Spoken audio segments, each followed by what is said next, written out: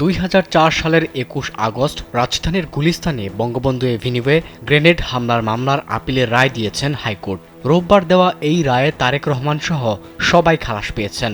মূলত এই রায়ের প্রেক্ষিতে রোববার রাতেই নিজের ভেরিফাইড ফেসবুক পেজে এক স্ট্যাটাসে নিজের প্রতিক্রিয়া জানিয়েছেন তিনি।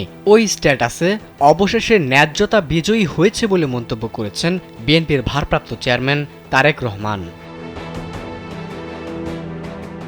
স্ট্যাটাসে তিনি লিখেছেন, সত্যের সৌন্দর্য হলো এটি অনিবার্যভাবে প্রচার এবং ষড়যন্ত্রের উপর জয়লাভ করে।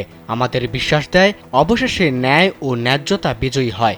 আসুন আমরা সবাই ঐক্যবদ্ধ হই রাজনৈতিক প্রতিহিংসার অবসান ঘটাতে এবং ইতিহাসের এক নতুন অধ্যায় সূচনা করি, যেখানে রাজনৈতিক মতপার্থক্যের কারণে কারো জীবন বা পরিবার ধ্বংস হবে না। তারেক রহমান আরও লেখেন, আমরা গণতন্ত্রের চেতনাকে সমুন্নত রাখার প্রতিশ্রুতি দিচ্ছি, যা বিশ্বাস এবং মতাদর্শের বৈচিত্র্যের উপর ভর করে।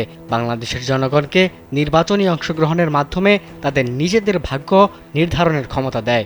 সেই যাত্রায় আমরা আইনের শাসন, মানবাধিকার এবং মত প্রকাশের স্বাধীনতা, প্রতিটি নাগরিকের অধিকার ও স্বাধীনতা রক্ষা এবং একটি অন্তর্ভুক্তিমূলক, সহনশীল এবং নিয়মভিত্তিক সমাজ গড়ে তোলার আকাঙ্ক্ষা করি।